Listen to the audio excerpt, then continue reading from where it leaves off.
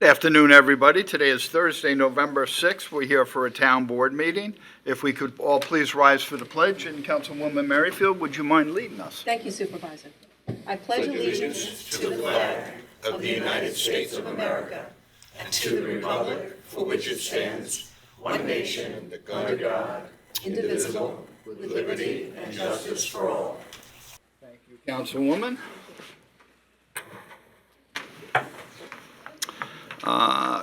Councilman Rothwell, do we have somebody here for invocation today? We do. Once again, we are fortunate to have Kathy Berezny here. She is the chaplain of the Riverhead Fire Department Ladies Auxiliary. So if you would come forward to lead us in our invocation, and thank you very much. Thank you. Thank you.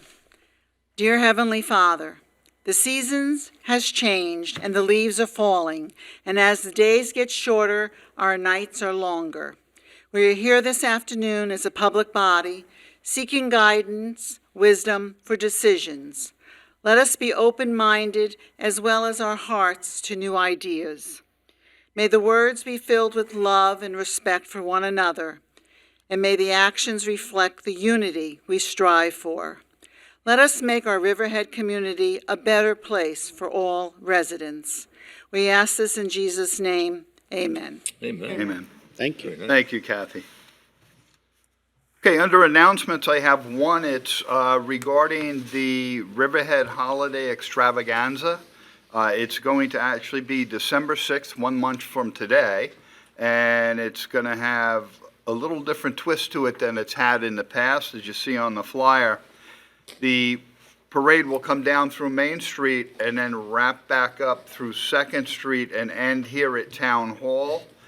The tree lighting ceremony will be on the front, or actually, it's on 2nd Street. We call it the back door, but it's really the front door, where there are two nice-sized Christmas trees out there. The lighting will be there. The bonfire will be back here in the parking lot, and there's going to be different food entities, and the showmobile will be set up. I believe we're going to have some entertainment, and there's a whole bunch of good things that are going on that day. So with the construction going to be starting downtown, we didn't want to chance that not being available. So we moved everything to up here, and that will be Saturday on December 6th. And I believe the parade starts at 4:30. It's really shaping up to be a great event. We have so much help within the community that's been working on this. The bids involved, chambers involved, the library is involved, the Lions Club.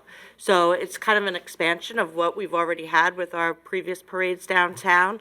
We'll still have the Santa House for photos and the Merry Market. You'll be able to come out and do some shopping.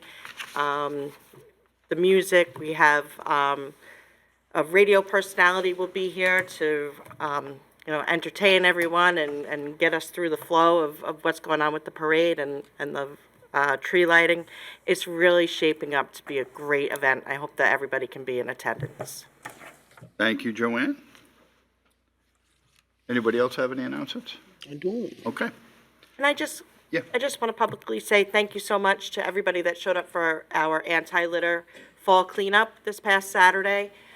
We had groups that we've never seen before come out and be a part of the great day. So I just want to say thank you to all that participated, and we look forward to the next one in the spring. Good job, Joanne. Thank you. Okay, Clerk Wooten, do we have any correspondence or reports? We did. We don't have any reports, but under correspondence, we received 3 letters that made the packet this meeting. One letter was from Patricia Heer. It was reference retail marijuana dispensary. One from Kathy McGraw from Northville, comments on a work session, and one from Paul Spina Jr. of Calverton in reference to the budget. There were also several letters that came in reference to the public hearing being held today on the community block grant. Those have been circulated and given to the CDA as well. They'll be in next meeting's packet, but they didn't make this packet because of the deadline on that. So that's it. Okay. All right, that brings us up to public hearings. We have 2 public hearings scheduled for today. I am going to reverse the order of them. So the first one we're going to do today is the public hearing regarding the overriding the tax levy limit and adopting the 2026 preliminary budget. And I would ask Jeanette DePola to come on up and lead us off with that. Good afternoon. So we're here today for the public hearing for consideration of the adoption of the 2026 preliminary budget and to override the tax levy limit established by and set forth in Article Section 2C of the General Municipal Law. As everyone knows, we need to adopt a local law in order to pierce the cap, and that's what today's public hearing is for. So I guess if we want to kick off the public hearing, unless any of you have any questions or comments before we get started. I don't. Well, Anybody else? I would just clarify, the public hearing is on piercing the cap and on the preliminary budget. Correct. Okay, I'll open it up to the floor. Does anybody wish to comment on this public hearing? Afternoon, Claudette Bianco, Bating Hollow. I'm here today to express my consternation regarding the proposed budget for 2026. Despite repeatedly being told by taxpayers time and again that taxes are too high, this board and others did not heed what we had to say.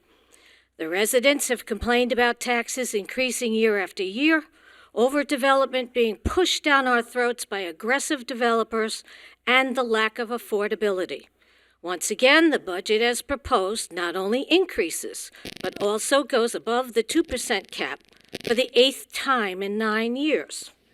At the same time, an additional $12.3 million is added to the fund balance, making the total a whopping $67.18 million.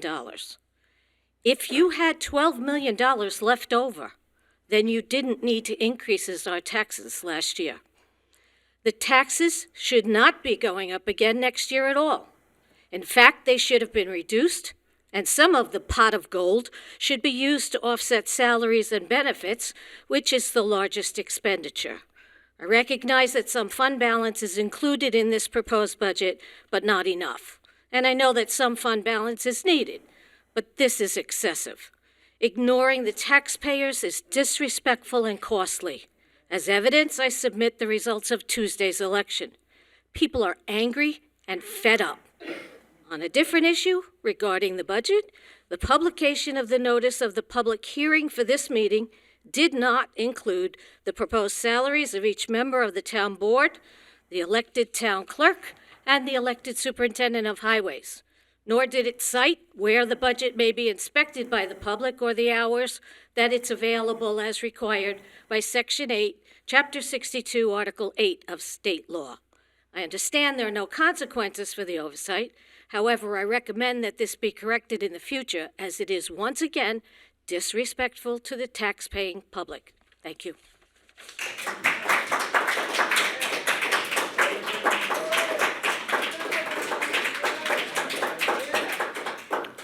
Jeanette, would you correct the errors that we just all listened to? Yes, absolutely. So I just want to address the $12 million fund balance increase. That is every single town fund. That is not just the general fund. We are not piercing the cap in any fund except for the general fund. The general fund consists of a 50% budget for our police department, and that is where the majority of the increases lie. The increase year over year for PD was $3.1 million, which is a 10% increase over last year's. We are not increasing for frivolous operating expenses. We are increasing for contractual salary increases, payroll taxes that go hand in hand with that, New York State retirement increases, which are mandated by New York State. We have no control over that. Health insurance increases, which, as everybody knows, are double digits every year at this point. So all of the increases that we're doing are basically contractual related. So every single line item is looked at in depth. Again, we did not increase the fund balance for the general fund by $12 million. That is every single fund. We are not piercing the cap on any fund except for the general fund. And as I said, when you have a police department, we love our police, but it's very costly to have a police department. We have 100 officers in the police department. And, that's as high as it's ever been, but it comes at a cost. So, as the supervisor mentioned, he doesn't want to cut back on public safety. I don't think the residents would want that either.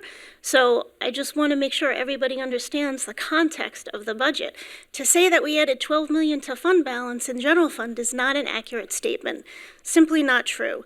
We had an increase in general fund of about 1.8, 1.9 million. However, we have a lot of town square projects coming up that we will need to fund. We don't have the funding in place, so we're either going to bond for some of them, and we have matches. Even though we have grants, every grant comes with a match. So we have a $23 million raise grant that we have a $7 million match for. So I'm saving that so that we can pay the general fund money out for those kinds of things, instead of having to increase the debt, year over year for the next 5 years coming. So we are just trying to be smart about how we apply fund balance. So we try not to balance our operating budget with fund balance money, because once you do that, you are committing that to balancing your budget, and then the next year you have to keep adding fund balance or leaving fund balance in there or slowly diminishing it, because if you don't, within 5 to 6 years, you will utilize all of your fund balance for the general fund. Back in, 2017, I believe it was, or 2020 even, fund balance was at 17%, which is just barely above our 15% minimum. So over the years, we have built it up because we budget conservatively, or try to anyway. It's getting more and more difficult to budget conservatively and have all these extra revenues, because it's just, it's hard to do that these days. So unfortunately, we are finding ourselves having to pierce the cap for the last few years. Again, it's mostly contractual items that we're budgeting for. So a lot of them are out of our control. I think people, too, need to understand that the 5 East End towns are unique. We are proud of our individual police force, but when you go further west into Brookhaven towns and further west, you find that the police falls under the county tax line. And so we are paying lower county taxes, but we are putting our police force on our town budget line. And that significantly changes the overall appearance of a tax bill, thinking that it's all right here at home, but when you live in Brookhaven and you're in Shoreham and you go into Islip and Smithtown and Huntington, all of their police falls on their county tax line. And so that needs to be understood, that how it works. And they don't operate a water district either in those towns. They all rely on Suffolk County Water Authority. We have our own water district. So those are 2 huge expenses. Absolutely. If you're comparing apples to apples, you got to do it properly. I don't Right. think there's a town board that we don't have probably at least 2 resolutions regarding the water district, and what Frank Mancini needs to maintain our terrific potable water that we have here in this town.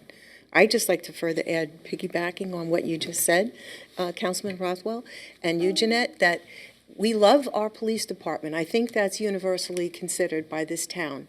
We do not want to become part of the Suffolk County Police Department because, 1, you don't know how many sector cars they would actually assign to the entire town.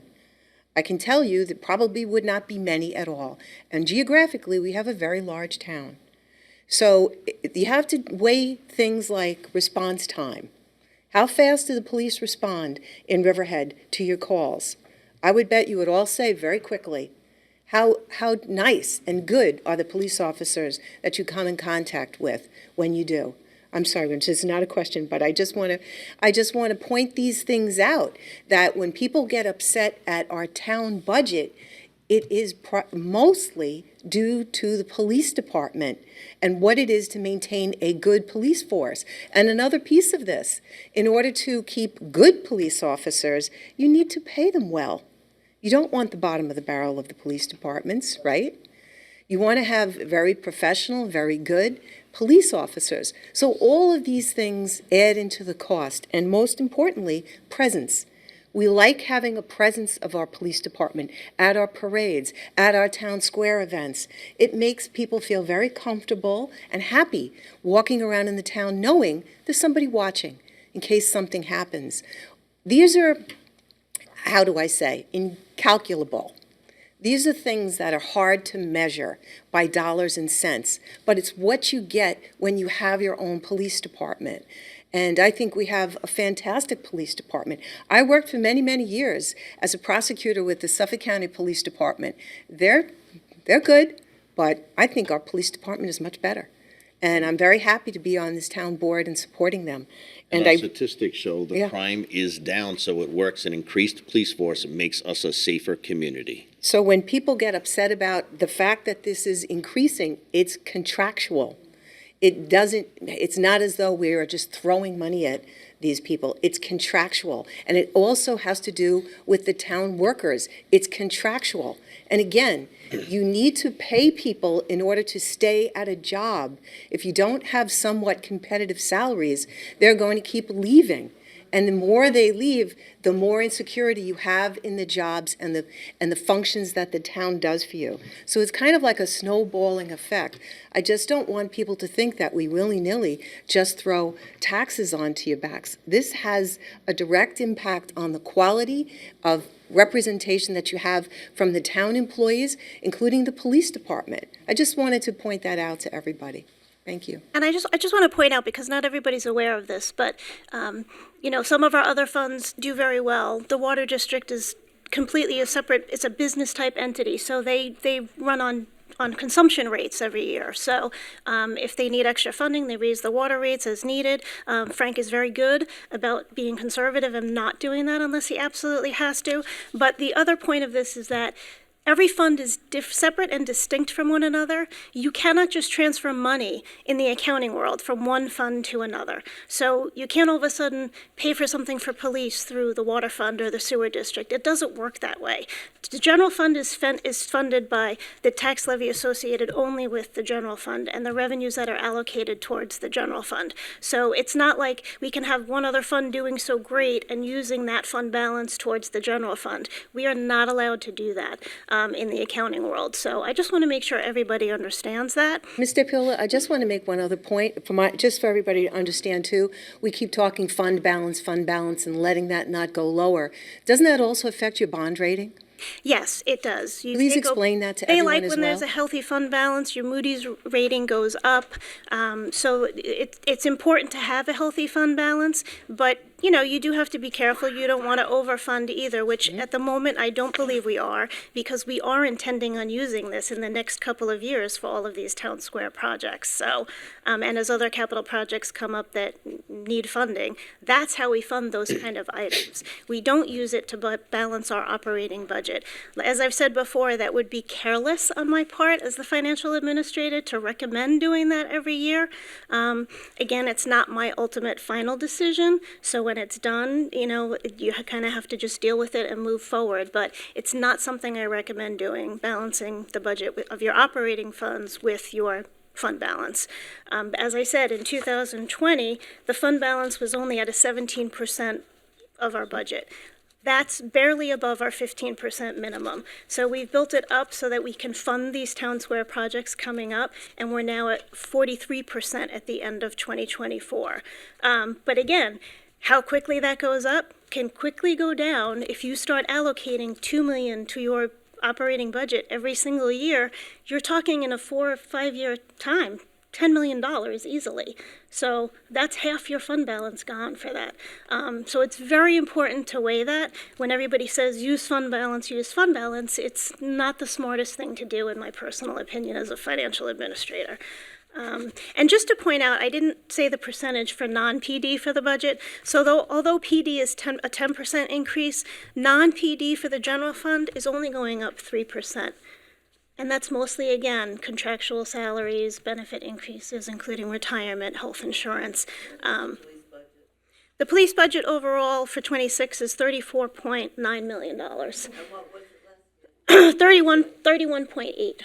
Who's asking the question, please? Ma'am, this is a town board meeting. This isn't a Q&A. So You can come up and ask those questions at the podium. You're more than welcome to. Mistakes that you cited that I made? Apparently, I was told, or she cited that I made mistakes. Number one, I never said that there is only a fund balance in general fund. I never used the two words general fund. I said fund balance. That encompasses all of it. And number two, I never said the two words police department. Everyone loves our police department. We want it. We want to keep it. Nobody is suggesting to do otherwise.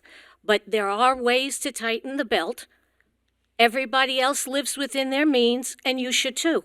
When we can't do things we want to do, we don't do them. There are other ways you could correct this and do funding in a different way. You need to tighten the belt because it's real easy to just pass it on to the taxpayers, and we're tired of it. Thank you. Just to point out, we're all taxpayers That's right. too. We pay the same taxes. Hi, this is my first town hall meeting. I'm Deborah Freitag. I'm from South Jamesport. Folks, I'm here we have because I somebody want- at the Could I- microphone to speak, please. Yeah, can I, Hi. Could you state your name again, ma'am, so the clerk can hear it? Hi, I'm Deborah Freitag. I'm from South Jamesport. This is my first town hall meeting. Moved here in 2021. My taxes have gone up from 11,000 to 18,000 in the last 4 years. And, I really appreciate everything that everybody said, all the detail. Definitely appreciated the police department, love our police department. But these increases are coming on, really, it feels like solely on the backs of working families and retirees. It's killing us. I mean, it's really killing us. It's very, very hard. Like, the life that we moved out here from New Jersey, and the life that I thought we would have is like being really impacted by the craziness of the tax increases. So it'll be 23% with this proposed tax increase. And Tim, you said that it's not a Q&A, but just a question. Have you looked at any other ways to balance the budget besides pushing it onto the taxpayers' backs? Is there anything else that you We've can do? increased fees, we've increased permit lines, we've increased everything we can to try to offset it. But honestly, with the increases we made, and some of these increases were 10, 15 years old without being updated to current time fees, and we tried to put a value on each one of them as to how much work is put into it from a town worker and how much it actually costs to do this. So we're not overinflating also, and we painstakingly did that. Councilman Kern worked very hard on that. So we have done that to raise revenue, but that is a mere pittance in a $112,000 budget. Yeah, I appreciate It's your when we words. get hit with a double-digit increase for health insurance, for 300 employees or 350 employees, that's hard. That's Is a there- lot is of money. there anything else? I mean, it feels like this is going to just go through. Is there anything else that can be done to look at it again? We're looking at all things, including looking at what a reassessment might do. Those are like bad words out of somebody's mouth when they say it, but it's been many, many, many years since a reassessment of the town has been done. And honestly, there are people out there paying lower taxes than they should be because they have not been reassessed in a long time. Thanks for giving me the floor. You're welcome. Thank you. Warren McKnight here, Riverhead. Everybody's worried about taxes. That's the least of our problems. This is important. I'm asking everybody here, and a lot of people came here today, but how many people contacted our senator and our congresspeople to say the poor people in this town can't afford to get WIC to help their babies get formula? How many people can't get their food assistance? And how many people are not waiting for heat assistance? Right? Your senators, everybody here, right? Council, ask, I quoted it here, Article 1, Section 8. The Senate and the Congress should promote the general welfare. They're not doing it. I wrote Schumer two times. I spoke to his aides. They're ignoring us. So for God's sakes, get out. Everybody write a goddamn letter. Sorry. Thank you, Warren.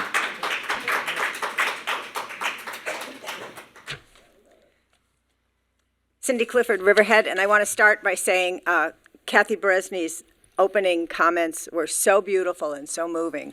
And I think that that's the nature that, certainly I come forward in wanting this town to be working together.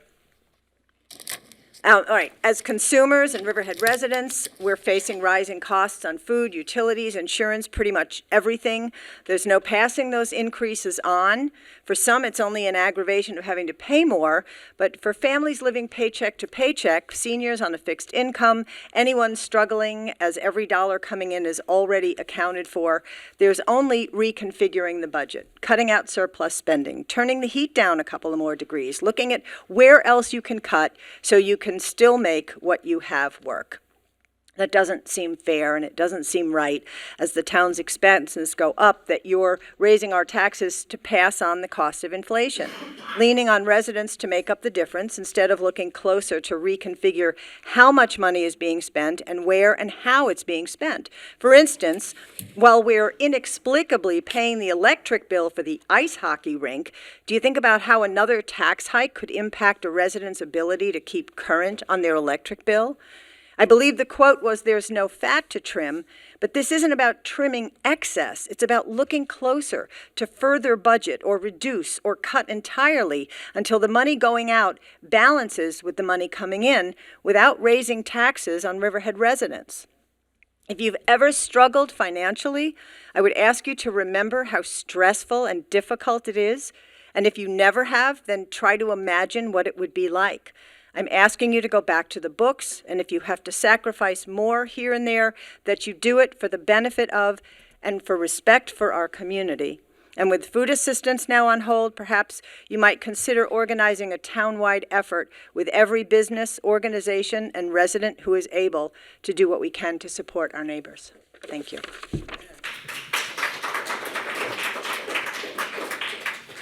Hi, my name is Nancy Murphy, and I'm from Aquabog. I have a question, and you said we have 100 police officers, and the increase was $3 million for the year. Does that mean that they each got a $30,000 raise? No, I don't know what you're trying to say. You were but no. saying the budget was basically for the policeman's salary. Isn't that what I heard earlier, that part of the increase? The increase was based on the entire budget of the police department, not just the salaries. Oh, so that includes the cars, the administration fees, yada, yada, yada. We got new cameras for officers this year, but the cost to store that data is astronomical, and that comes at a large cost that gets incorporated into the police budget. So although we worked hard and the police department did a great job in getting grants to help cover the cost of the cameras, you still need and have the ongoing expense of the storage for that. Okay, I'm happy that was explained. That question was cleared up. Another thing, you're saying that you're finding it hard to increase, that you increase the permits, you increase here, you increase there, but yet I find the town where you could increase your tax basis is allowing ADUs, for example. That's just one example, in my opinion, where you can automatically get an increase because you now have another building on a property. This town has allowed ADUs for years. But isn't it now that it has to be attached to your existing house? It cannot be No, freestanding? it can be detached. It is detached. And what does that square footage go up to, do you know? 750 square feet or six? It can't be more than, it can't be more than 40% of the square footage of the existing original structure. house. And there's no 3-year wait? You have to have an empty building first? Where is this? That used to be. There still is a three-year wait. I believe it's still. Yeah, What is it that? I have to hasn't, put a it hasn't shell been up if I changed want, yet. And then, Well, Because Wait, otherwise wait, you would have outsiders purchasing all those properties and immediately putting multiple people on site. The owner has to be on site to establish ownership for that property. And then you can do an accessory dwelling unit for, somebody else. But we don't want all our properties going up and being non-owner occupied and using it as a, or just turning it into a rental business. I When don't the owner's on understand. If I site. live on my property and I put a unit up, okay, and let's say it's not a shell, that my 3 years is up and I'm still there, now I can turn it into an existing rental unit. Correct. I don't understand the difference if I'm living there. Okay, when I do an existing rental unit, it's not like I'm just going to turn around and instantly sell it. That's a pretty big project for people just to say, oh, I've lived here for 35 years. People will purchase the property and immediately make it a multi-use property and walk away from it. And then we have code enforcement issues when we have non-occupied properties, Well, can you owner do properties. an agenda or something, like a clause that said that you have to stay there for X amount of years? You have to be there for it to be a legal ADU. Or It pay has to back be the town, tenant occupied. sell your property? I mean, 3 years is a pretty long wait. Yeah, so if I could just jump in real quick. My office, the planning department, with Don Thomas and code enforcement have been working on a revision to our ADU code. I got a final draft, or a proposed final draft of it on my desk today. It hasn't been circulated to the town board yet, but I think that we're pretty close to presenting it at a work session. So I would just Would that keep, be here, a meeting? Or the work sessions are at 10 a.m. on Thursday mornings. So that's something that I think we're going to be asking to put on the agenda pretty soon and should answer a lot of your questions. So I would, just keep an eye out for that. I also think too, and I understand the raise, and even when I voted on that bond package, that 2%, I knew that wasn't going to hold. The only thing that encouraged me to do that bond passing back then was the fact that it would have to come to a meeting like this if it exceeded the 2%. Okay? It's ridiculous to think that inflation's not going to increase by that much over 30 years every year. I get it. But you have to understand, too, you're paying extra for all this health insurance for your people, but now we're all going to be hit, double whammied with health insurance. Because I own a home, sometimes I feel like I'm being punished, okay, with the property taxes.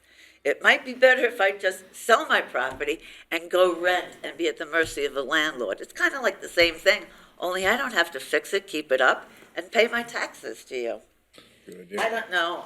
You guys are really between a rock and a hard place, but hopefully you can somehow just make it a little narrower, because this is going to happen next year and the year after and the year after. Just to say the corrections to the code with the IDUs is an effort to help homeowners stay in their homes and be able to afford their homes. I also think your rental agreements are a little skewed personally, but this is not the meeting for that. I thought I just meant it as ways we are trying to help the residents with their tax burdens. Yes, but I'm saying like your summer rentals, your seasonal rentals, to rent for a month is absolutely ridiculous. You guys can't go away for a month and then spend money in a town with your family. So that is like totally insane to me. It's not very logical. But as I said, this is not the meeting for that discussion. Thank you. Thank you. We have anybody online? Okay.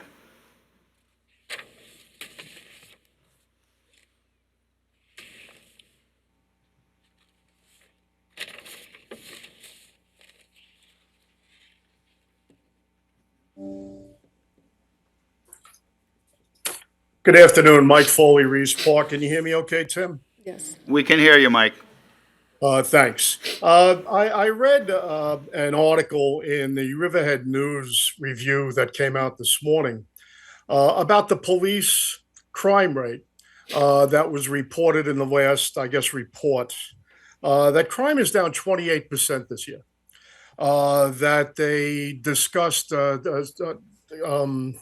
Ed Frost had mentioned that over the course of the last 3 or 4 years, the police force has gone up from 88 to over 100. And I know that a lot of that was done prior to you getting elected, Tim. But the accountants just threw a number of $31.8 million in the Riverhead budget. So understanding that it's not all for salaries. But if you just allow approximately $300,000 per police officer per year, which would come up to the 31.8 million. The extra 12 police officers cost 3.6 million of itself. So I know that's not just for this budget, but I think the people need to understand and consider those numbers. Employee salaries. I've been going to the podium for many years saying that our Riverhead employees are underpaid. And because they're underpaid, they tend to go elsewhere once they're qualified, which is a tremendous strain on the heads of the departments. I know Frank Mancini for the water department spends an awful lot of time training people. And a lot of them are loyal to the town and like working for Frank. But as the numbers prove out, within 2 towns worth, they can get a 35% raise by leaving our town. So they're here, but we have to pay them. And it's not just the water company. Everybody's got to get paid. And certainly, looking into this budget briefly, there wasn't any room for those kind of raises necessary. And I hope the employees understand that. And I hope at some point in time that'll change. But we also have to take a look at why this tax burden continues to pierce the cap on the homeowners. There's a price to be paid for open space because open space doesn't provide any revenue for our town. Just about everybody here loves it out here because of the open space. So we have to understand there's a price to be paid for that. And certainly right now the homeowners are paying more than we want to. Nobody wants a raise, but when you consider that, I think you have to consider that that's the price to be paid in living in a beautiful area like ours. Smart development takes time. And I don't need to remind anybody that's listening or in the room how many projects were objected to by the citizens of this town. And not necessarily that the town board endorsed those plans, but they came up for discussion. And they were knocked down by the citizenry because we didn't want that kind of development, having developers put things where they don't belong in the opinions of the citizenry of this town, and thankfully for the comprehensive plan improvements that have been made since this last one. So I think we have to understand that smart development within the footprint delays revenue being brought into the town, but it's what we want. So we have to understand that when it happens. And of course, the biggest issue right now for this town is EPCAL. We have been locked into litigation for over 2 years now. We have 1,000 acres there, 700 acres that we're hoping to develop into revenue producing, environmental friendly, societal beneficial land. That if we do this the right way, not only are we going to raise enough money that we'll never have to pierce the tax cap again, but we might actually be able to generate revenue by generating energy, by doing some of the things that Ken Testa has discussed in a committee that I'm thankful to be on about future EPCAL development, because we've got tremendous department heads here that have got great ideas. And we have a Dawn Thomas who has connections with the state and keeps those lines of communications open. There are all sorts of conversations now about land like ours that can generate tens of millions of dollars in town revenue a year. Now, I'm not here looking at nirvana, saying that we're going to end up with tax deductions for our homes, because I don't see that ever happening. But who knows? Maybe if we do everything right in a Pollyanna world, that would happen. But that's not what I anticipate. What I know will happen is once EPCAL comes on the books, we'll never have to pierce that tax cap again. It'll just never happen. And certainly when you take a look at home values, we all talk about the cost of living. We all talk about the increase in taxes that we're paying as homeowners. How much have our homes appreciated in the last 5 years? Have it gone up 40%, 50%? One of the speakers mentioned that her real estate taxes went up from $11,000, $18,000 in 4 or 5 years. That sounds an awful lot to me. I have a couple of small homes in Reeves Park. I think my taxes have gone up in the last 5 years on a dollar for dollar basis, not just on a town basis, about 26%. So how much has my property values gone up? Probably double that. So I think when everybody takes a look at the overall picture and doesn't cherry pick a fact here and a fact there, but looks at the overall quality of life of our town, the position and the path that it's going on, I think we're going on the right path. I'm confident that we're going to win the EPCAL case. And then hopefully we'll get smart minds in there that will not only generate revenue, but become environmental friendly and beneficial to the entire town. So on that note, I wholeheartedly support this budget. I think you did the best you could to keep the numbers down. I hope that next year we have more revenue so we can pay our great employees approaching what they're worth to remain competitive in our town and in our county. Thank you very much for the time and the work you guys do, Town Board. Thank you. Thank you, Mr. Foley. Thank you, Mike. Thank you, Mike. I really appreciate what Mr. Foley said because he's spot on with so Right. many things, almost everything that he said. Remember the no warehouse signs That's right. that were all over the town? We put a moratorium on the warehouses. That comes with a price at the end of the day. You're taxing that land as vacant land. If you don't allow development, you're not going to be able to have tax revenue come in to help. So everything that we've listened to in the past, when you're coming forward and say, we don't want development, in Calverton, and I understand that, but unfortunately, that's the area that's for our developments. And we kind of lose sight of the fact that we don't want anything to change. We want the open space, we want the open farmland, but if we don't have that extra tax revenue coming in, that comes on our shoulders, and that's the negative effect of not allowing development. You're so right. Mr. Foley's remarks and yours, I love the point he made. There's a price to be paid for open space. That's the bottom line. We want to have the open space. We want to preserve that land. That means you can't tax it the way you would if it were industrial or if it were commercial. Industrial is the highest paying taxes. We don't have a lot of that because the town has chosen not to have those big box warehouses that were the signs everybody had a few years ago. So these are, quote, the consequences. And I wholeheartedly agree that we would choose open space over that. It's called smart economic growth over just growth. Anybody can go to Brookhaven and see there's huge warehouses everywhere, all along on Vets Highway, by the airport. They look horrible. We didn't want those things for our town. But you know what? They produce a lot of revenue for the town of Brookhaven.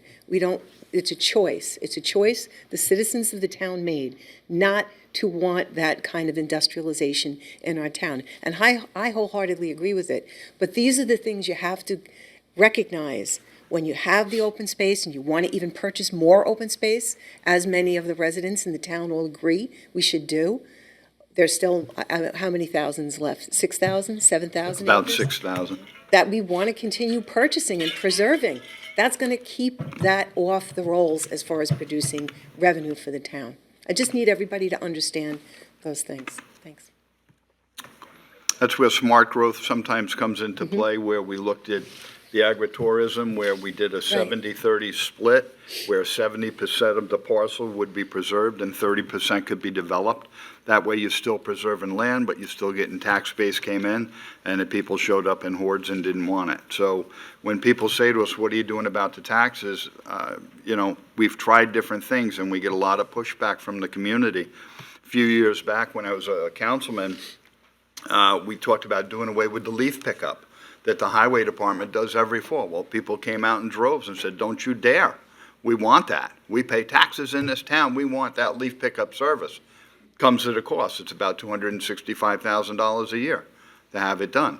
So you can't have your cake and eat it too. And we're in a balancing act up here trying to make everything as best we can for the residents, keeping the taxes as low as they can, but keeping services so we're not a vacated town.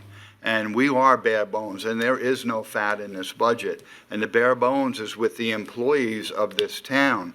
No department is overloaded. No department has real heavy supervision. We don't run that way. And that's a big part of, if I didn't pierce the cap To stay within the cap, I had to lay off 15 employees. I was not about to do that. These are people that live in our town that have families, and it's always when you lay people off, it goes back to the last ones hired. So you're looking at younger people with young families, and our services can't afford to be trimmed to lose 15 people town-wide. It just can't be done, and I refuse to do it, so. And when you start doing that, it creates a trickle down. Other employees get insecure in their jobs and worried and decide we're going to go somewhere else. They're cutting staff here. They're laying people off. I'm not staying here. I may be next. So again, you deplete your workforce, and then your services suffer. You lay off building and grounds employees and park employees, then all the parks become dilapidated work. We've done a lot of great work in the parks over the past year, but again, it all comes at a price. They'll have decent, clean amenities within the town. Absolutely. We have nobody else online? Okay, do we have anybody here who would like to come up? Come on up.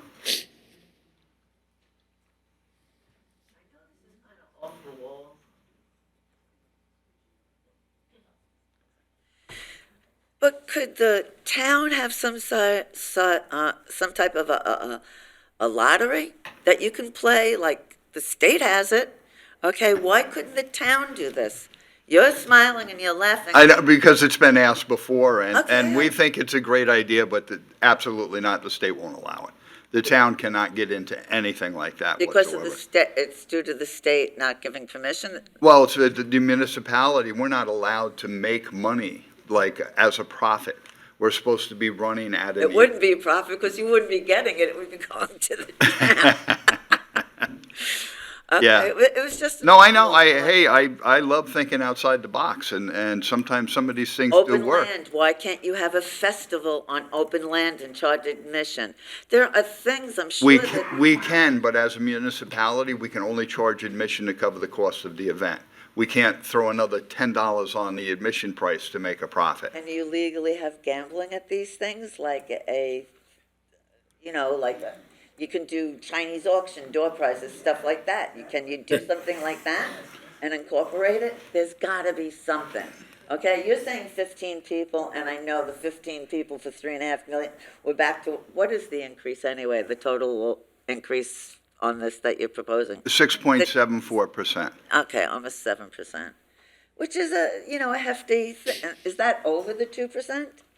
That's over the two. So it's almost 10%, when the numbers are really regular. It's 8.74%. It's 8.75, I think, because it was 2.1 on the Okay, on the the other cap. way, it sounds a little better, but it's also, in my opinion, kind of misleading. There has to be something, I think, do a contest with the people, have them brainstorm. Do things like that, get the town involved, make everybody realize, and like I said, I'm a owner. I've been here for a long time. I love it here. I'll mention something, it's not going to be popular, but we're looking at paid parking. That's a way to increase revenue for the town. That's not something everybody is going to want, but that's something that we're going to be looking into to help with revenue for the town. So Been this is what we mean. Paid parking. Been in the successful parking in- lots, paid parking on the street with. Yes, both. yes, both. Both.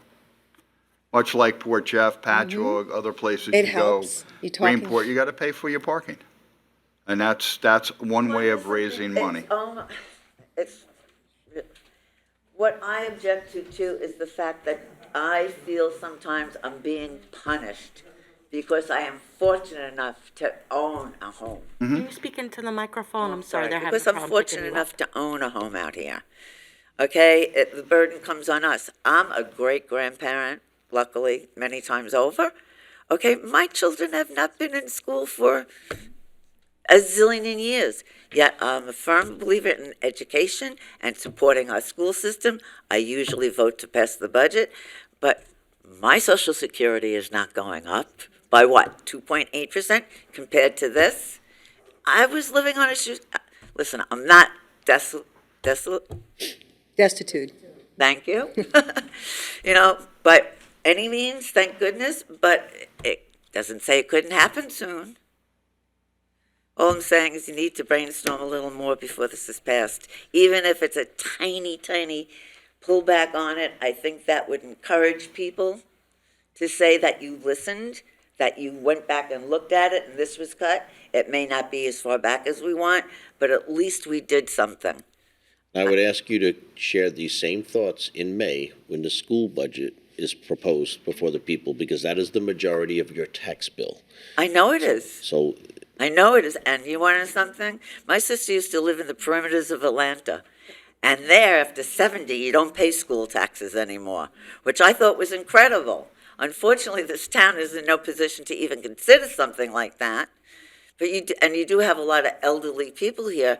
But the fact that there are so many elderly people and always have been in Riverhead, okay, our future for increases in money and means to live and be comfortable are being pulled back more so than people that still have jobs, can still hope to get a raise, still hope to do this, still hope to have their insurance paid for. Again, you're affecting the worst population here in this town by increasing it like this. So please go back and try again. I would like to say that I wish that they didn't call this the supervisor's budget, because this is the town board budget. We all worked together on this, and we made sure that all the fat was trimmed on it before we presented it to you, so as not to waste anybody's time. I have 3 children in their 20s that all want to live here in this town, and taxes are a major problem, and I would never support this budget if it wasn't down to the bones what has to be. For my own children, I would not vote yes to anything except for what we are presenting today. We also trimmed $600,000 out of this budget for equipment and supplies that were requested and needed. So we did go through this budget, and that's not the only thing we cut out, but those are just easy points for me to tip on right now. Warren, go ahead. Yes, the town board has the least authority of all elected governments, the town government. The county, the state, and everybody else has it. But this lady's worrying about a home and everything else. There's a fact, and it's happening right now. The billionaires are getting richer, the middle class is shrinking, the poor are growing larger and getting poorer, and there's nothing we could do about it. Unless maybe you could come up with an answer, or at least get Congress to move, but the billionaires tell the Congress what to do. I believe that. That's my opinion. I'm sorry I was upset before, and that's about it. Thank you. I love your desire and love for our town, Warren. Don't ever apologize for that. Ma'am, you have to come up to the microphone. This is just on this public hearing still. Open comments come at the end after we do all our resolutions.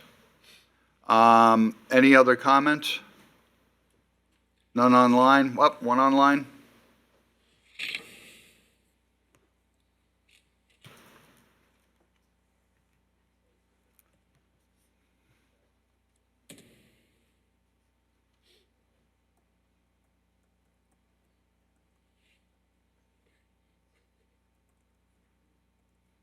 Who's that? McAuliffe. Mhm.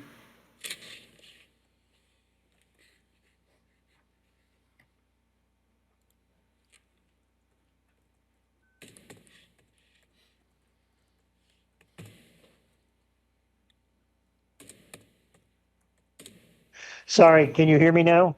We can hear you. We have trouble seeing you because of the sunlight, but go ahead. Okay, yeah, we're That's much better, John. back from Virginia, so let me just say something. I mean, I think that everybody involved in the budget process does the best they can, but every year we have these discussions, and there's like a disjuncture between the knowledge that you have and the knowledge that the public has.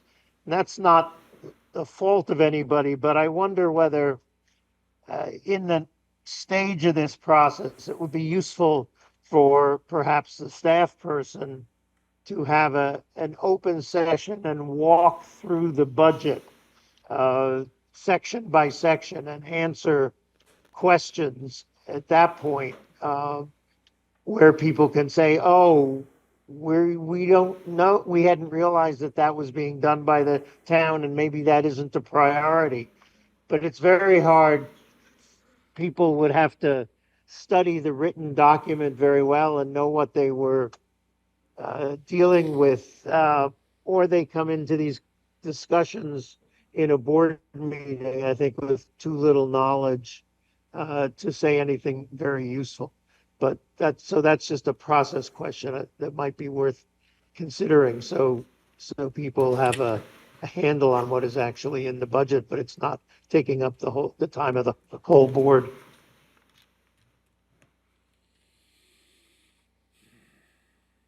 Is that it, John? That's it, yeah. Okay, Yes, say it. thank you. I mean, it's not, I don't, He froze. Okay. You have one more. Oh, we have one more online? Okay.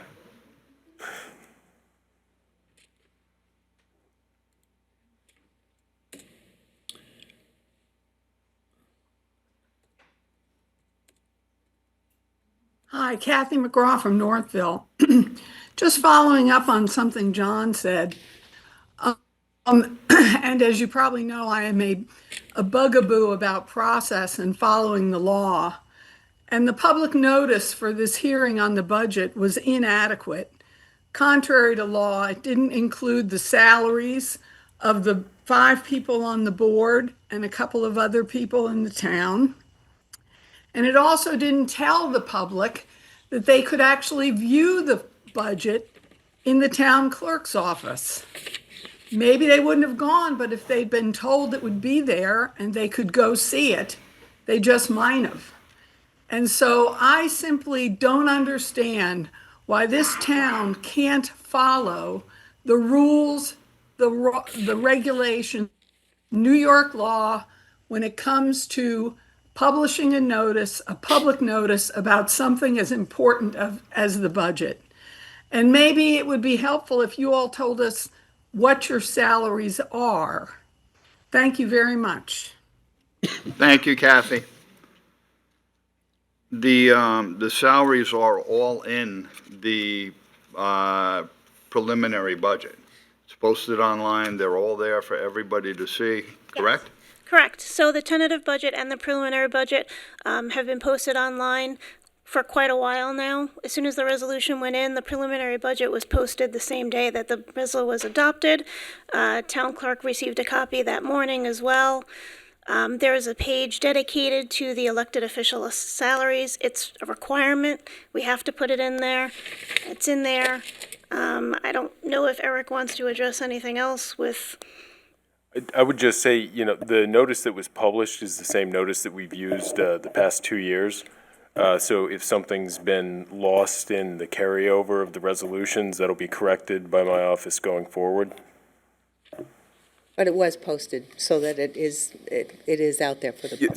So the resolution that authorized the posting, that publish and posting of the notice included in it resolved the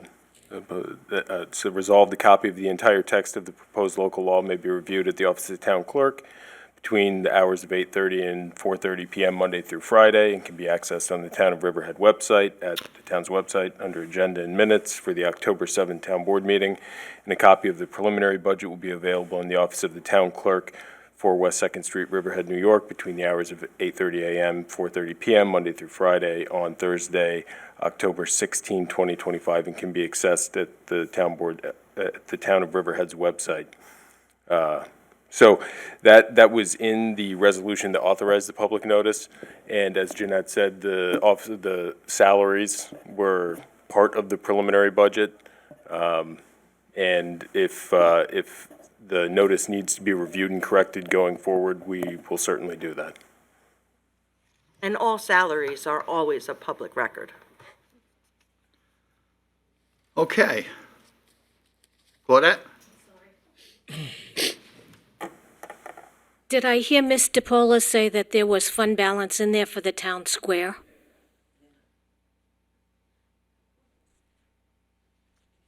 So we do have a fund balance, obviously, a reserve, that we have to keep a reserve in fund balance. It's not specifically dedicated to the town square, but that is the intent of the board and myself, is to use that money towards the grants that are coming. As I said, the $23 million or $24 million raise grant has a $7 million match.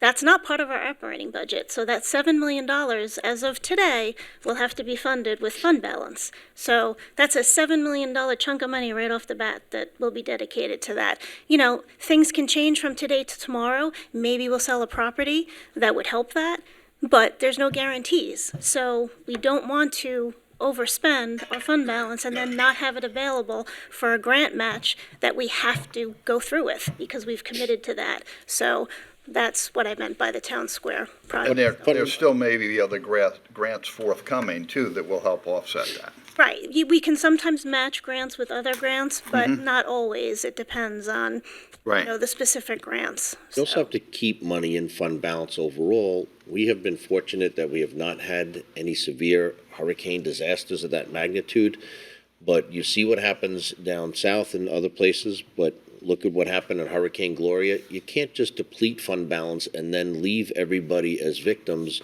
and not have anything to restore power, streets, road, infrastructure. We're fortunate and we're blessed that we haven't had anything, but you can't just use up fund balance and hope for the best and roll the dice. That's not the way you properly govern. So we protect our citizens by keeping a substantial in fund balance in case of emergencies as well. Thank you. Okay, I'm going to, we're going to keep this open till the 16th, Yes. right? It's a No, 10-day. the sixth, yeah. Okay. Open to. This, I'm gonna make a motion to close this public hearing and keep it open for written comment for the next 10 days till November 16th. Can I have a motion to close the public hearing?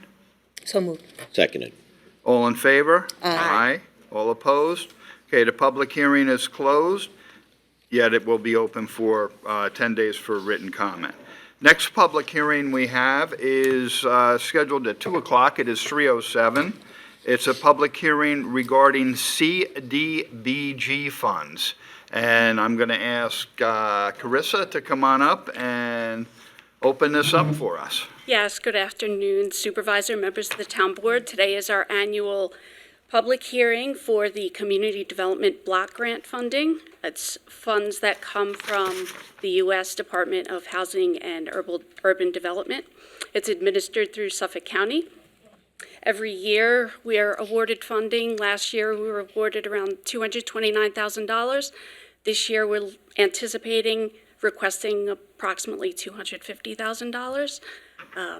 It's used for public service groups that help our town residents, public and pedestrian and park improvements, and our home improvement program, which helps the elderly that meet certain requirements for health and safety repairs for their homes. Today's the opportunity for various public service groups to request funding and state their cases to the town board. Usually, public service groups were awarded between $5,000 and $8,000 in the past.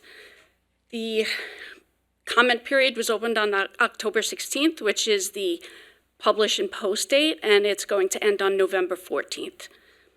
And anybody who is looking to request funding, can certainly. Come on up to the microphone.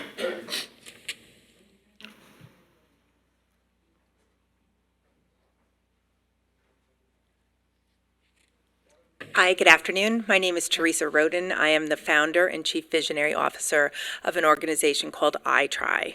So we presently, we're a nonprofit organization that empowers middle school girls through the sport of triathlon. We've been operating since 2010. The program started in spring school with 10 girls, and we've grown consistently over the years to the point where we work now with 13 public schools on the East End from Montauk to Mastic. We've been in Riverhead Middle School since 2019. We've had approximately a little under 1,000 girls from the middle school participate with us. And each year we open it up to any girl in 7th grade at the middle school. They can continue on. Up to about 20 to 25 girls each year have the opportunity to participate. And we've seen huge growth in their social emotional learning. Many of our kids go on to stay with us, and we have a program where we train them to become swim coaches, and then we pay them as coaches. So we're just here to kind of let you know that we're here in the town, that we have a great working relationship with the school, and that funding is tough right now, and it costs us approximately $3,000 per girl. The program runs for 6 months from February through July, where they do a race.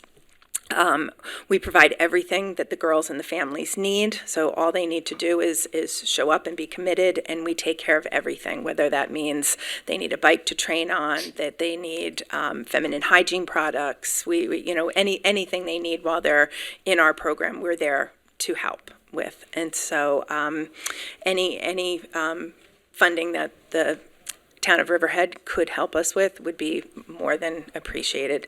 This is Jennifer Folks. She is our development professional, and she can tell you more.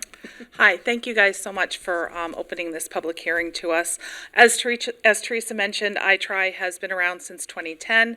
We've been in Riverhead schools since 2019.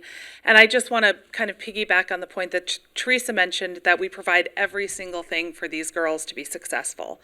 And imagine being an 11 or 12-year-old girl and completing a youth distance triathlon. It's not just about the triathlon. It's not about the running. They're not the fastest runners or the best swimmers.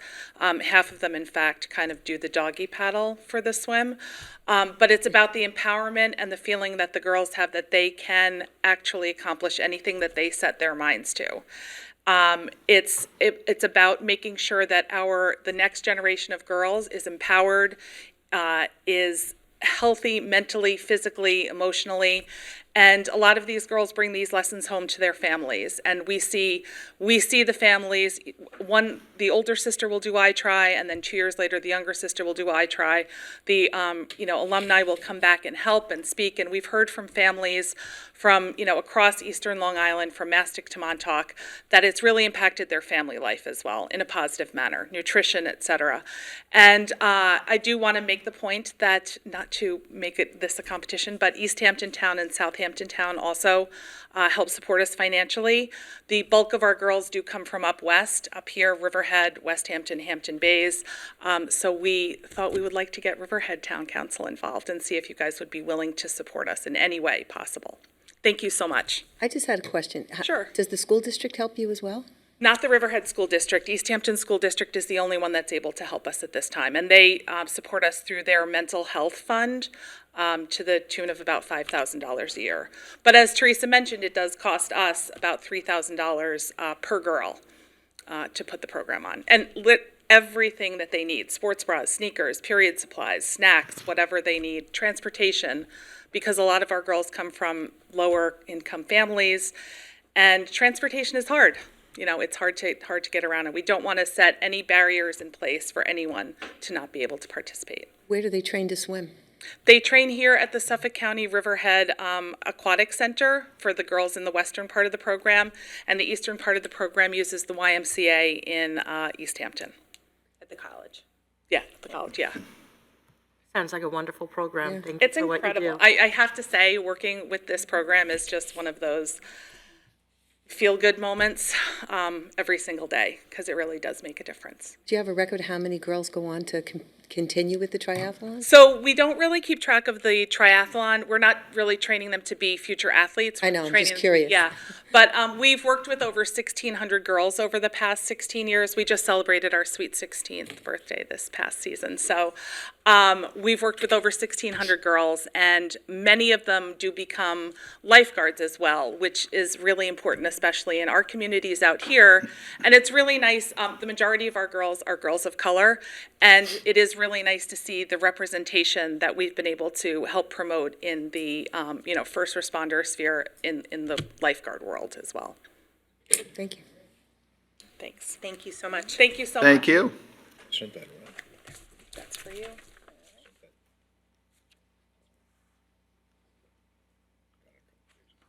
Good afternoon. My name is Diana Bolito. I'm from Long Island Head Start.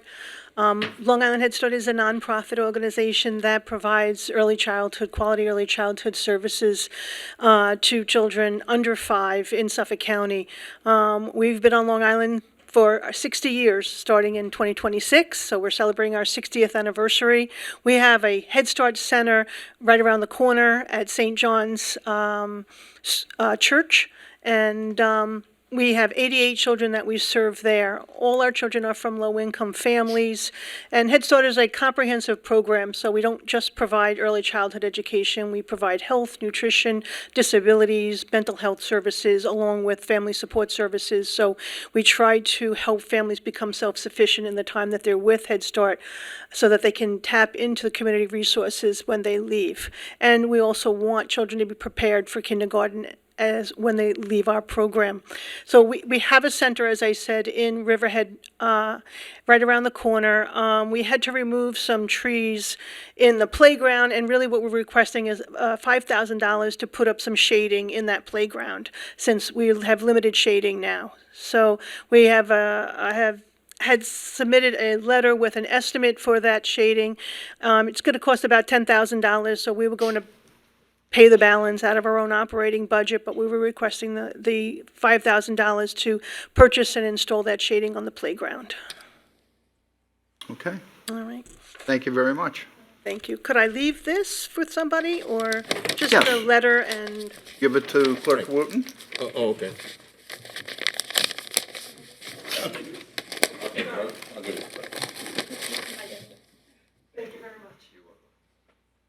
Thank you. Thank you. Thank you. You too.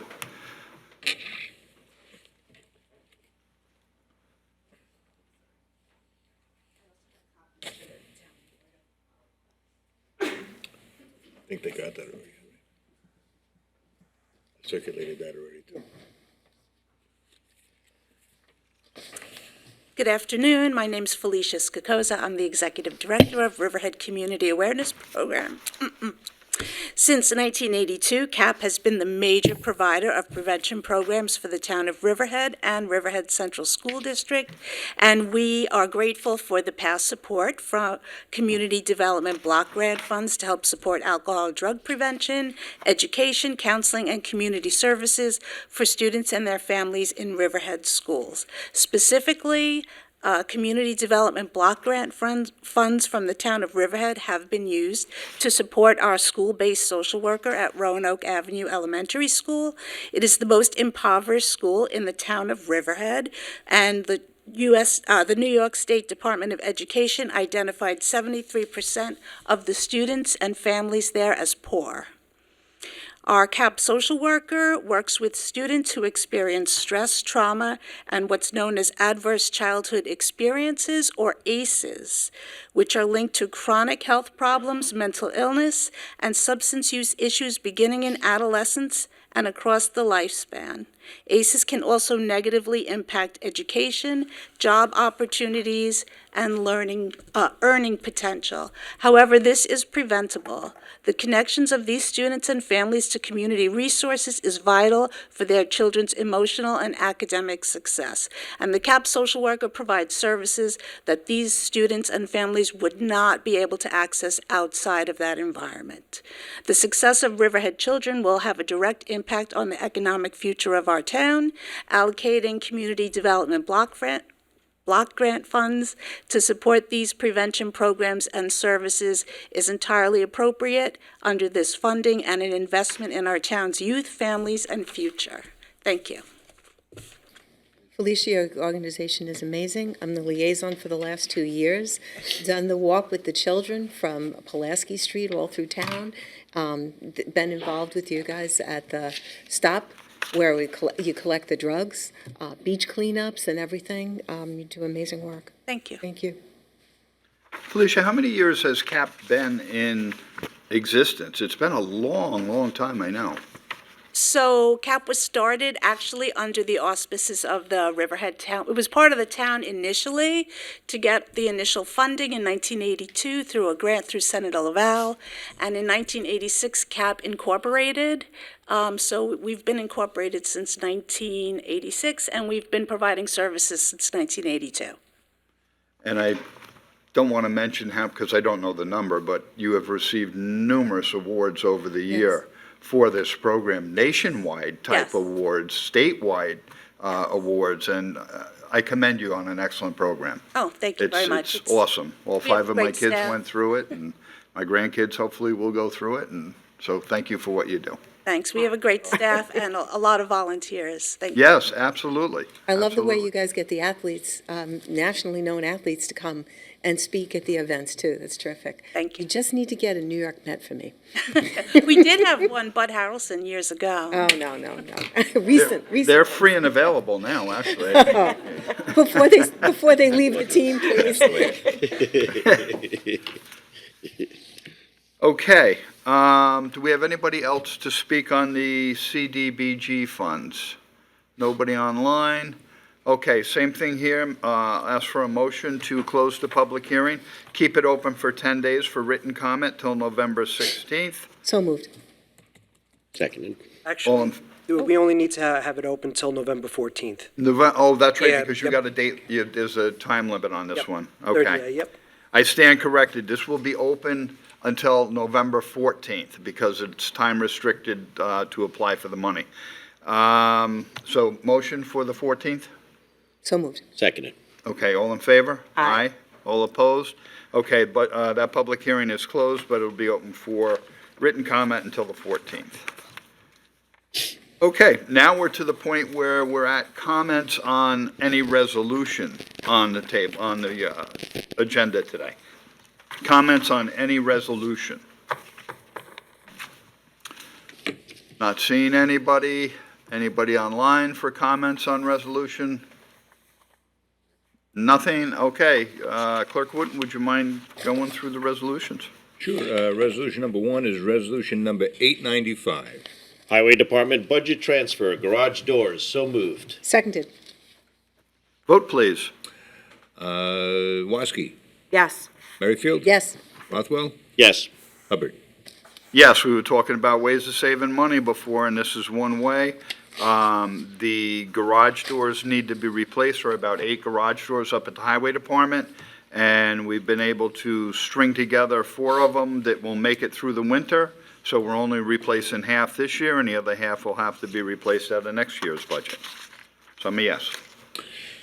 Resolution is adopted. Resolution number 896. Budget adjustment for administrative charges, Chapter 217 through 40, 17th Street, Wading River, New York. So moved. Seconded. Vote, please. Woski, Yes. Merrifield, Yes. Rothwell, Yes. Hubbard. Yes. Resolution is adopted. Resolution number 897. Capital project number 72515, budget adjustment, additional cost for improvements at Two Bears Park. So moved. Seconded. Vote, please. Woski, Yes. Merrifield, Yes. Rothwell, Yes. Hubbard. Yes. Resolution is adopted. Resolution number 898. Water District Capital Project 82518, Sandy Pond Links, Town Hydrant Budget Adoption, so moved. Seconded. Vote, please. Woski, Yes. Merrifield, Yes. Rothwell, Yes. Hubbard. Yes. Resolution is adopted. Resolution number 899. Water District Capital Project Number 82335, 437-483, Youngs Avenue Landfill Solar Project Budget Adjustment. So moved. Seconded. Vote, please. Woski, Yes. Merrifield, Yes. Rothwell, Yes. Hubbard. Yes. Resolution is adopted. Resolution number 900. Ratifies the appointment of a call-in minibus driver. So moved. Seconded. Vote, please. Woski, Yes. Merrifield, Yes. Rothwell, Yes. Hubbard. Yes. Resolution is adopted. Resolution 901. Ratifies the provisional appointment of an accountant clerk, so moved. Seconded. Vote, please. Woski, Yes. Merrifield, Yes. Rothwell, Yes. Hubbard. Yes. Resolution is adopted. Resolution 902. Ratifies the acceptance of resignation from a public safety dispatcher. So moved. Seconded. Vote, please. Woski. Yes. Merrifield. Yes. Rothwell. Yes. Hubbard. Yes. Resolution is adopted. Resolution 903. Accepts the resignation of a maintenance mechanic 2. So moved. Seconded. Vote, please. Woski. Yes. Merrifield.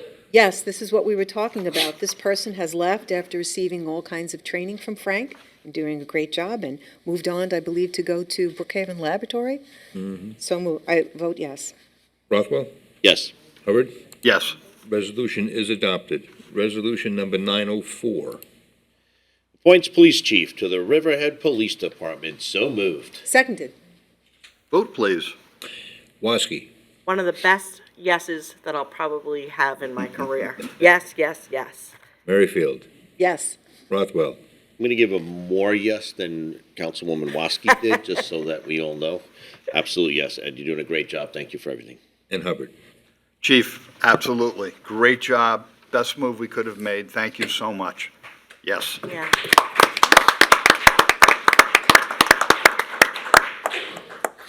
I guess it's accepted. Resolution 905. Amends terms and conditions for employment of H. Kronberg. So moved. Seconded. Vote, please. Woski. Yes. Merrifield. Yes. Rothwell. Yes. Hubbard. Another awesome employee we have that runs our IT section. Congratulations, Chip. Thank you. Yeah, he is a good guy. Resolution is adopted. Resolution 906. Chip, you can keep his mic going, just you know.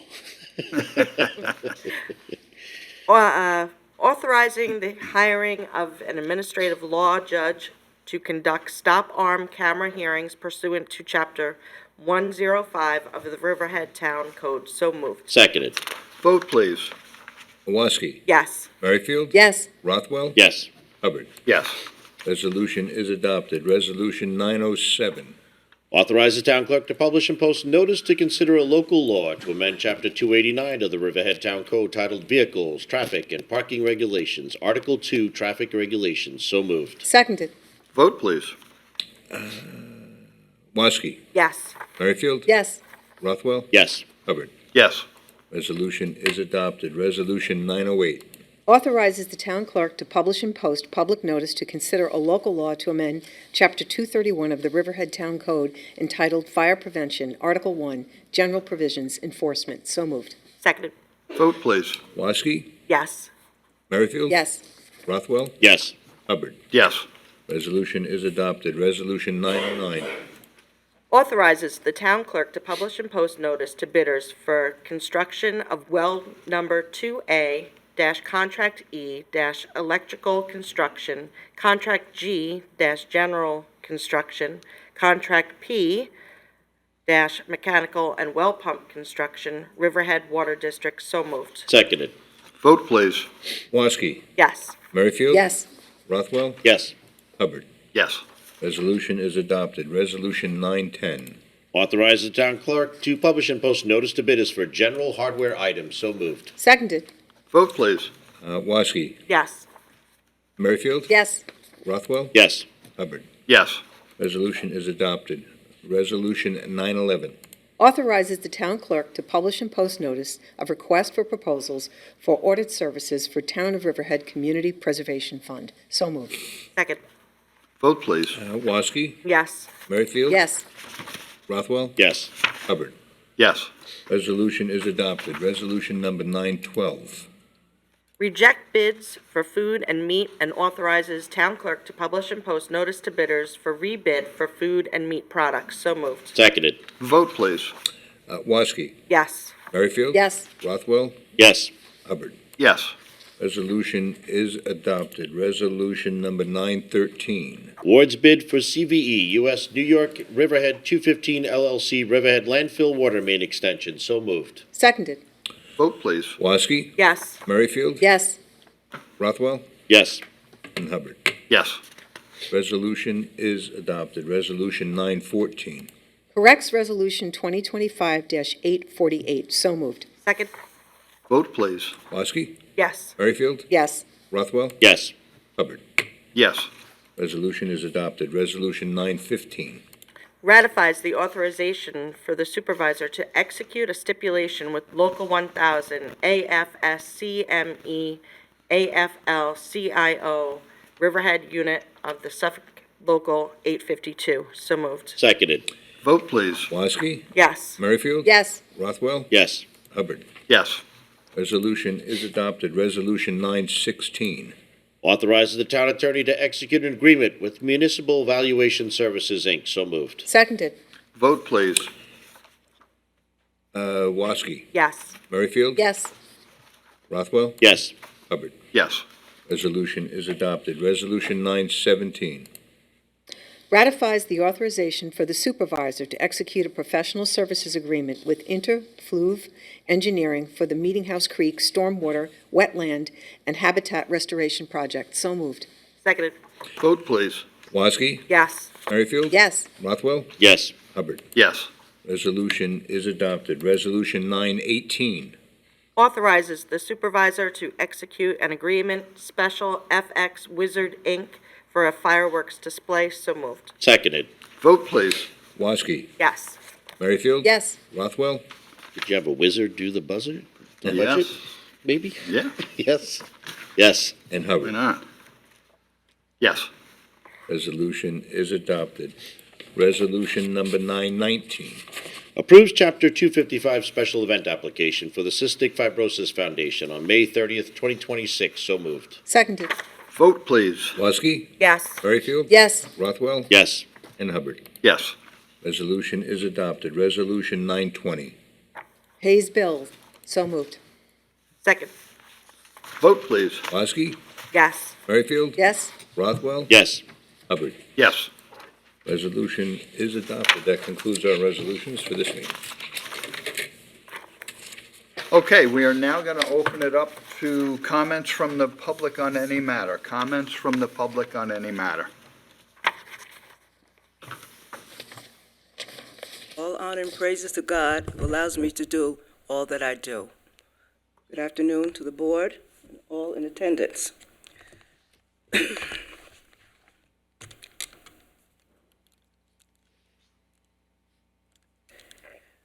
I am Sarah Bullock, and I'm a homeowner for over 30 years on Northville Turnpike in Riverhead. Paid-up taxpayer, law-abiding citizen, upstanding citizen.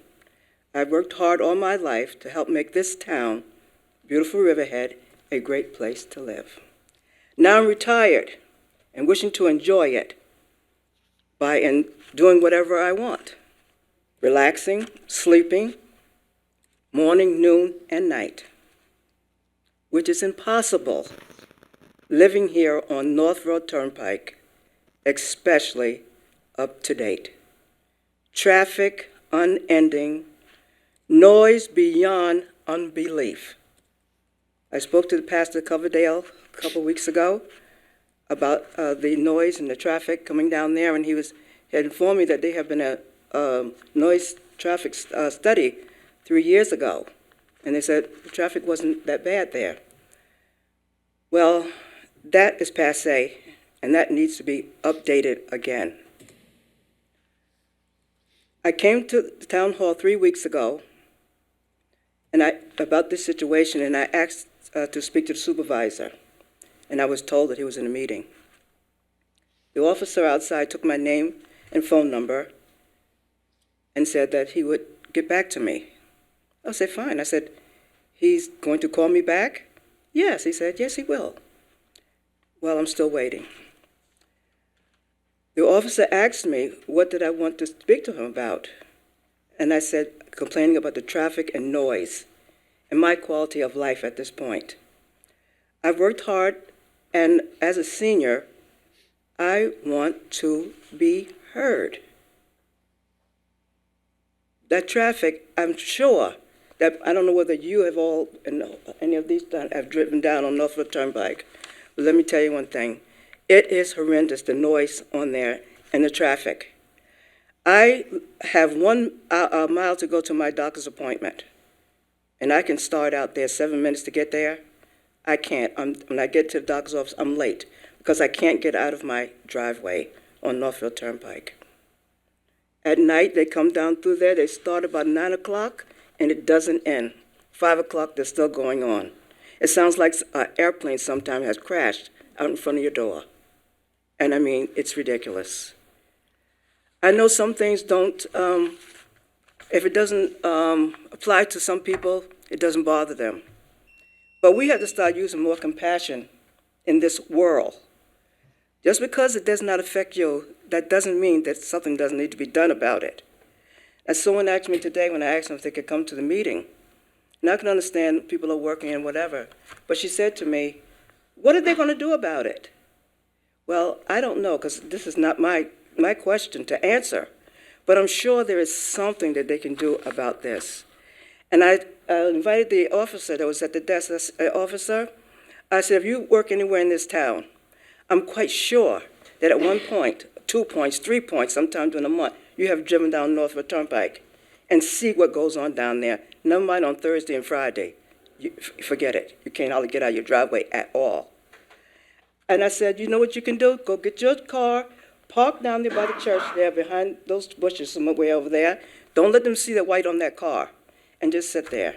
I said, and you and every other police officer in this town can get their quota for tickets for the whole month just by sitting there. That's just how bad it is. So now what is the protocol, supervisor, if someone comes in with a question?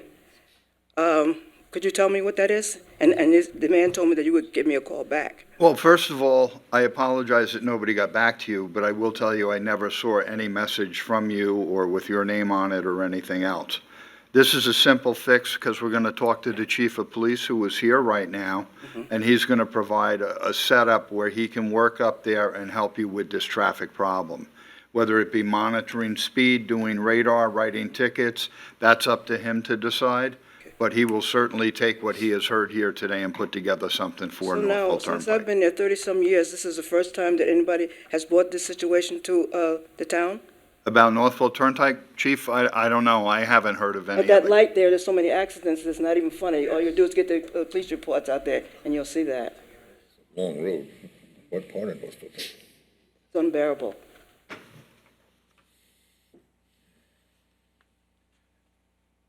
How you doing? The blinking light is currently getting studied by Suffolk County. Northville Turnpike is a Suffolk County roadway. That's their purview, and I've been told that the study's going to come in whether to change it to a full-time light or to leave it as a blinking.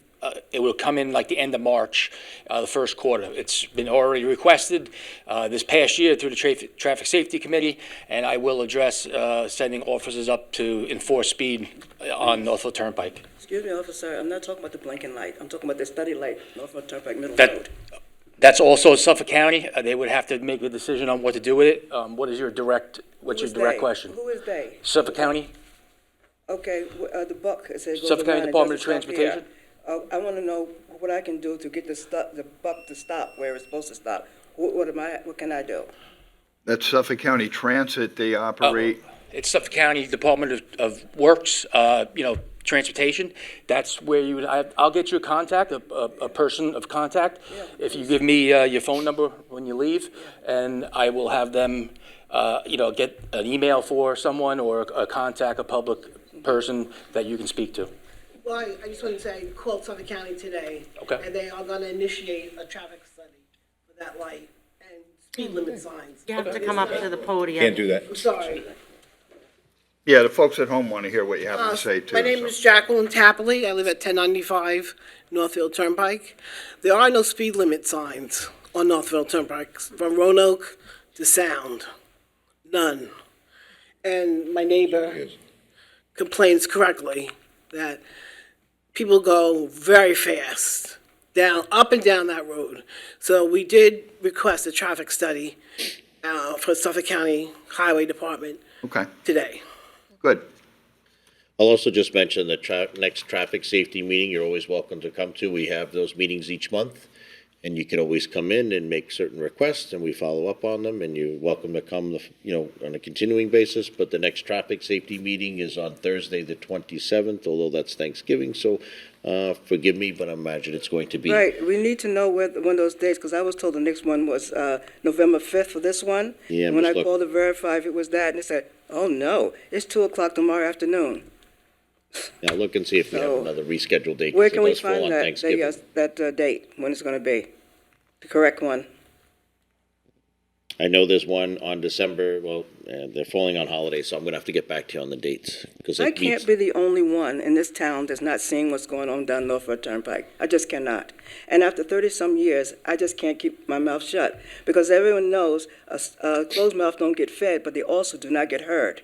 And I have a mouth on me, and I can speak. Someone needs to go down there, sit across there at that church there, and see what goes on that night. And I'm telling you, if it was anybody in here, they would not take it. They would call the police or whoever else there and do something about it, because it is terrible. Ma'am, Then have the- you called the police when this is going on? No. Okay, that would be a good time to start. By the You time don't, they you don't come even down have there, to they're- give your name, just call them up and say, hey, look, the traffic is ridiculous up right, they're speeding, whatever, and they'll send a car right up there. Yeah, okay, what about handicap parking? There's very, very little of that in this town. And some places, as I understand, pardon me if I'm wrong, don't have any at all. Now, I've gone to 2 places, and I got there, the traffic wall, and I said, where's your handicap parking? We don't have any. I said, that's against the law. Am I correct? Yeah, any public parking lot has to have X number of spaces, depending upon the number of total spaces have to be allocated to handicap. Is it just Where is that? this at that you're referring to? I'm not gonna call names. Is it just there, or does that mean anywhere, any establishment that you go to? It should be. It may be Don't care if it's pre-existing Lodge or the other non-conforming lodge. businesses. It depends where the location is. Because it could be something from a long time ago that was operating with a parking lot before the handicap parking came into existence.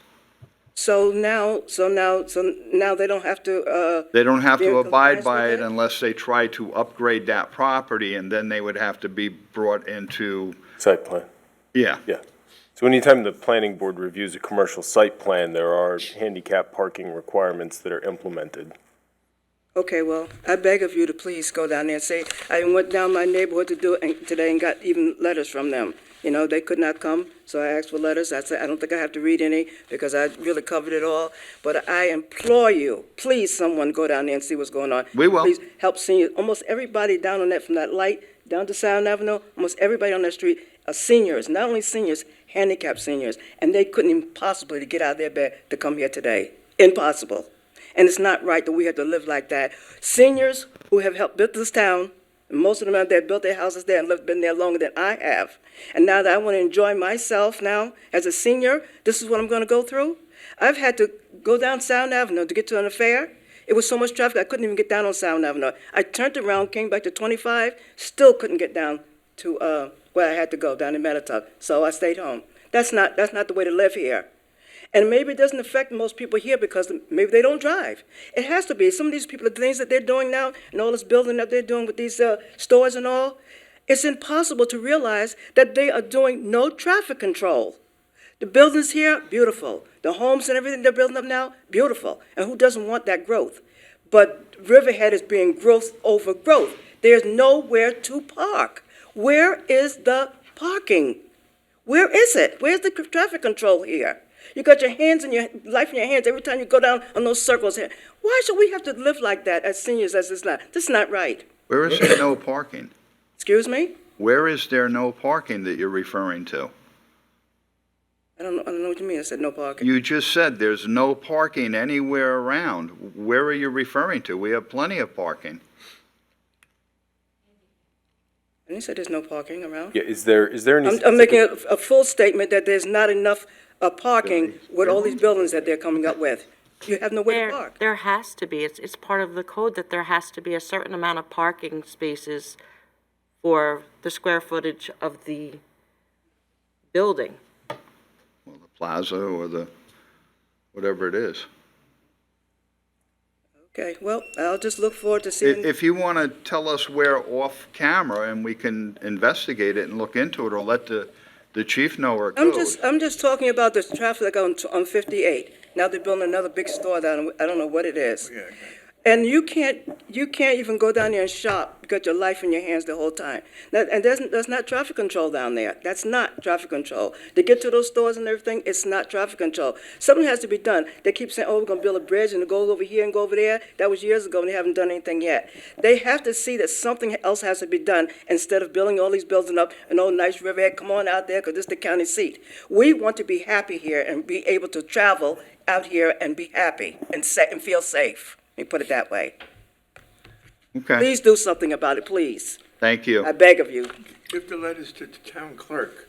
It'll be on record if you want. You know? Okay. She's a terrific lady. I have the same problem, but I solve it this way on 58. I take the road, I live on Middle Road, go into one shopping center, do my shopping there, and from that one shopping center, I go on Middle Road, around, I shouldn't tell this, but traffic will increase, and then I go other one, and sometimes from one shopping center to the other shopping center, you don't have to go on Route 58. You know, really, I could show you. They have cross-access, Warren, and Yeah. we require that of any of the new shopping centers going in, that if there's one next to them, they have to have cross-access, so you don't have to go out onto 58 and get snarled in some of that traffic. You can just go from plaza to plaza. Exactly. And another thing is, our Assemblywoman, Jody Giglio, was a terrific person. You tell her, her staff, Mark is a wonderful guy. You tell them about that. They'll, you know, and plus the chief, maybe he'll contact the state police. I've seen a state policeman down there once, but the state policeman is always at the end of the expressway just, you know, taking tickets. Besides taking tickets, if they go on Northville Turnpike, you got to speak to Palumbo, so it's State Senator Palumbo. If they go on Northville Turnpike, they could get tickets and they could save lives. Exactly. So everybody, I'm sure the chief will suggest, you know.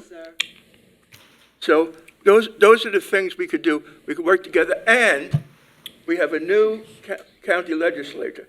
They're both people. Mrs. Stark was terrific, and this gentleman is good. Warren, too. hello. I'm Can sorry. you talk to? Yeah, but I want to hear what I you just have wanted to say. help her out. But you know, we got two new. You know, we got a new a legislator, and he would be eager to help. It's right over by Suffolk County Extension Building there. So, and you know, so as far as that goes, so you all have to act proactive. These people here have the least power, yeah, and they do the best. And not only that, I could see you twice a week, try and see Schumer. His staff ignores me for weeks and months. I'm not complaining, but that's the way it is. And Leota, if you want to see the congressman, this is what you got to do, people. If you want to see the congressman, you go down to Rocky Point at the VFW, and they have a certain day a week you can meet their aides there. So we all have to do something. You know, we just can't talk to you guys. We have to talk to all of them. I'm trying to help. Thank you. Okay, thanks, Warren. Hey, do we have any other open comments? We have one online, it looks like, okay.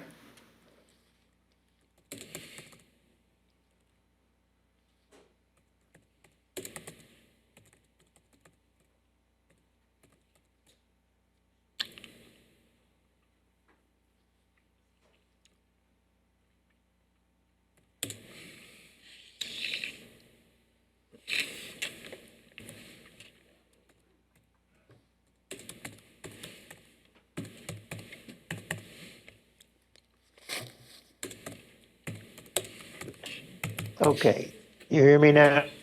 Can hear you, Oh. John.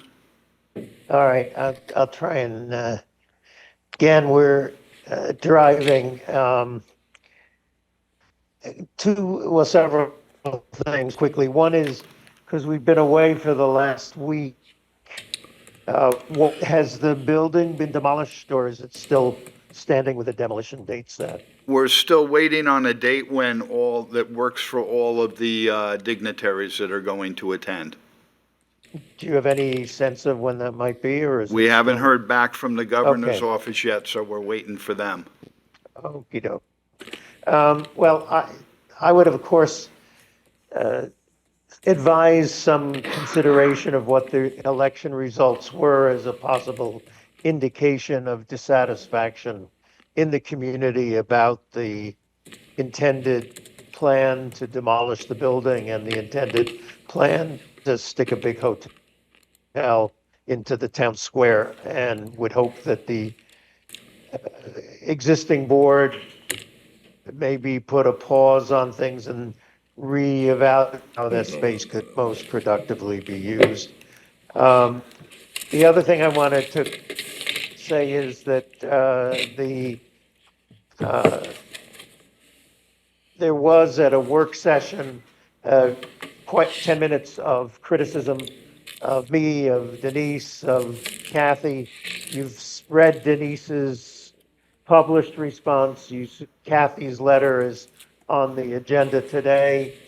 You've seen my letter, but it's not on the agenda because of timing. It can't get on until the next board meeting. And so I want to hold up on discussion of that topic until the next board meeting when people would have a chance to actually look at the letter, and I wouldn't be redundant. The final thing I wanted to say is totally personal.